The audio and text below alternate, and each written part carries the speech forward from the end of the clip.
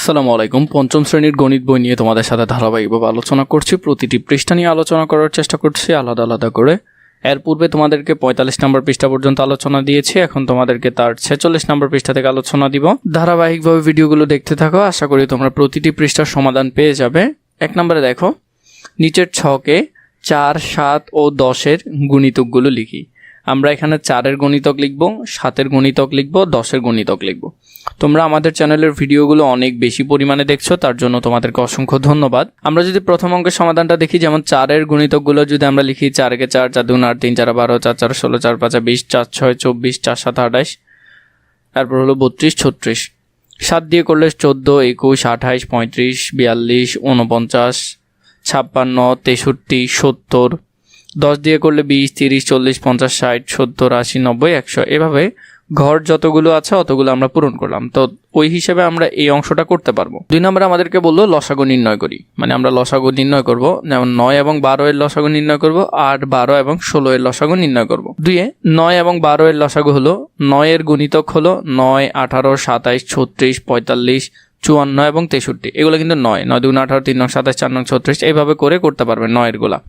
১২ এর গুণিতকগুলো যদি করো, ১২-কে ১২, ১২ দুগুণে ২৪, ৩ ১২ ৩৬, ৪ ১২ ৪৮, ৫ ১২ ৬০, ৬ ১২ ৭২। ৯ এবং ১২ এর মধ্যে সাধারণ গুণিতক কোনটা? দেখো মিল আছে কোনটা? ৩৬ এখানেও আছে, এখানেও আছে, তাহলে এখানের মধ্যে ৩৬টা মিল আছে, তাহলে সাধারণ গুণিতক হলো ৩৬। তাহলে এটা লসাগু হবে কত? ৩৬। তাহলে এটা লসাগু হবে ৩৬।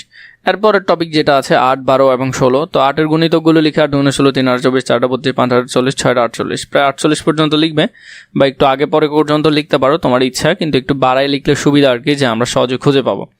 ১২-এর গুণিতকগুলো লিখবে ১২, ২৪, ৩৬, ৪৮, ৬০। ১৬-এর গুলো লিখবে, ১৬-এর গুণিতক হলো ১৬, ৩৬, ৪৮ এবং ৬৪। ৮, ১২ ও ১৬-এর সাধারণ গুণিতকগুলো হলো ৪৮। তাহলে এখানে লসাগু হবে কত? ৪৮। অথবা তোমরা যদি চাও সহজে লসাগু বের করতে হলে, এখানে ৯ এবং ১২ এর লসাগু আমরা বের করেছি, ৩ দিয়ে ভাগ যাচ্ছে, ৩ ৩কা ৯, ৩ ৪ ১২। তো এখন যদি সবগুলোকে গুণ করো, ৩ ৪ ১২, ৩ ১২ ৩৬। তো এইভাবে করে লসাগু আসলো ৩৬। এরপর রাফে এটা করতে পারো, ৮, ১২ এবং ১৬। প্রথমে ২ দিয়ে করলা, এরপর 2 দিয়ে করলা, এরপরে 2 দিয়ে করলা, তাহলে শেষ পর্যন্ত আমরা যদি সবগুলো গুণ করি, ৩ দুগুণে কত হবে? ৬, ৬ দুগুণে ১২, ১২ দুগুণে ২৪, ২৪ দুগুণে ৪৮। তো এইভাবে করেও উত্তর আসে। তোমরা যেটা করতে চাও সেটা করতে পারো, তোমাদের জন্য দুইটাই করে দিয়েছি যাতে তোমাদের সুবিধা হয়।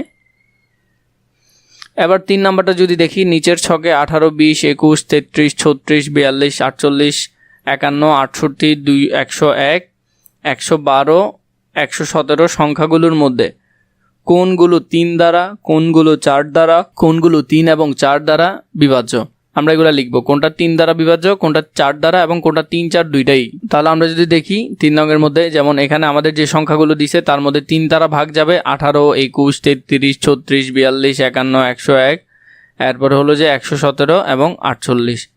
এগুলো সবগুলোই কি যাবে? ৩ দ্বারা ভাগ যাবে। ৪ দ্বারা যাচ্ছে ২০, ৪৮, এরপর ৬৮, ১১২, ৩৬। এখানের মধ্যে ৩৬ এবং ৪৮, ৩ এবং ৪ উভয়টা দিয়ে কি যাবে? ভাগ যাবে। তোমরা এটা কিভাবে সহজে করতে পারো, দেখো এখানে দুইটা সংখ্যা আছে, ৮ এবং ১। তাহলে ৮ আর ১ কত? ৯। ৯ কি ৩ দ্বারা ভাগ যাবে না? যাবে। তাহলে এটা ৩ দ্বারা বিভাজ্য। ২ আর ০ যোগ করলে ২, তো ২ একটা জোড় সংখ্যা, নিশ্চয়ই এটা কি দ্বারা যাবে? ৪ দ্বারা। ২ আর ১ কত? ৩। ৩কে ৩ দ্বারা ভাগ করা যাবে, তাহলে ২১ ৩ দ্বারা বিভাজ্য। এরপর দেখো ৬ আর ৩ কত? ৯, তাই না? তো ৯ও ৩ দ্বারা ভাগ যাবে। ৩ আর ৩ ৬, ৬ও ৩ দ্বারা ভাগ যাবে।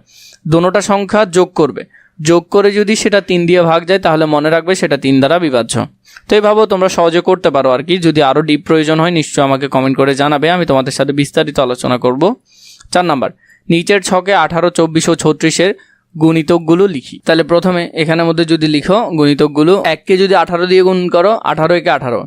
২কে যদি ৯ দিয়ে করো, ৯ দুগুণে ১৮। 3কে যদি ৬ দিয়ে করো, ৩ ৬ ১৮। সেম পরেরটা যদি দেখো, ১কে যদি ২৪ দিয়ে গুণ করো, ২৪ একে ২৪। ১২কে যদি ২ দিয়ে করো, ১২ দুগুণে ২৪। এরপরে যদি ৪কে ৩ দিয়ে করো, ৩ ৪ কত? ৩ ৮ ২৪। এরপর ৬কে ৪ দিয়ে করলো ২৪। ১কে ৩৬ দিয়ে গুণ করবে, ১কে ৩৬ দিয়ে গুণ করলে ৩৬ একে ৩৬। ২কে ১৮ দিয়ে গুণ করবে, ১৮ দুগুণে ৩৬। ৩কে ১২ দিয়ে গুণ করবে, ৩ ১২ ৩৬। তো এইভাবে করে করতে পারবে, যেভাবে করে একটা একটার সাথে গুণ দিয়ে যেভাবে হয় সেটা। তাহলে এখানের মধ্যে এই ঘরটাও তোমরা পারবে। ৫ নম্বরে বলেছে 6, 8 ও 12 এর গসাগু নির্ণয় করতে বলেছে। 6, 8 এবং 12। তো আমরা যদি দেখি 6-এর গুণিতকগুলো, যেমন 1, 2, 3, 6 এগুলো 6-এর গুণিতক, 8-এর গুণিতকগুলো লিখলাম, 12-এর গুণিতকগুলো এখানে লিখলাম।